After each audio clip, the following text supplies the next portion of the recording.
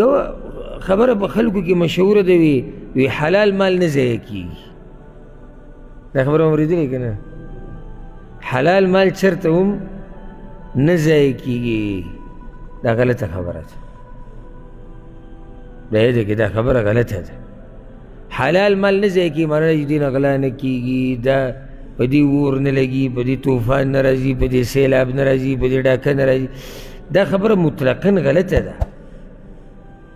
او سبحان الله دې کې یو حدیث هم راغلی دی خو هغه انتهایي کمزوری حدیث دی، امام بیهقي راوړی او په هغې کې دا دي وی الله وایي چې ای د آدم بچیه ته دا خپله خزانه ما سره کېده.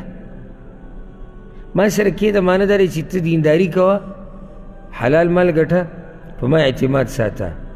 نو وی الله وایي چې نه به غرق کېږي دا مال، نه به سوځي، نه به ترې غلا کېږي. ما ته خو داسې نه ښکاري چې عوامو دا روایت اورېدلی ځکه چې دا خو ډېرو مولیانو ته نه دی معلوم او کمزوری دی. خو هسې ما دا ووایي چې یو روایت کې هم داسې راځي خو دا انتهایي کمزوری دی، انتهایي. بلکې دا آیت چې ما لږ ساعت مخکې وایي چې الله وایي خامخا به په تاسو امتحان راولم. په دې کې دینداره خلک رانلو، دا خطاب خو دیندارو ته هم دی که نه. نو په څه کې به امتحان راولم؟ ونقص من الاموال، مال کمیده.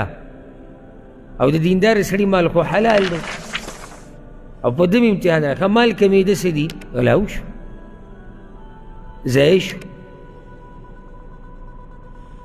ورک شو، باران راغی، سیلاب راغی، ګلۍ راله.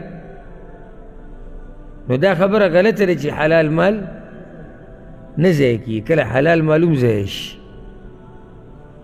دا خبره به تاسو مخکې نه اورېدلي دا فایده.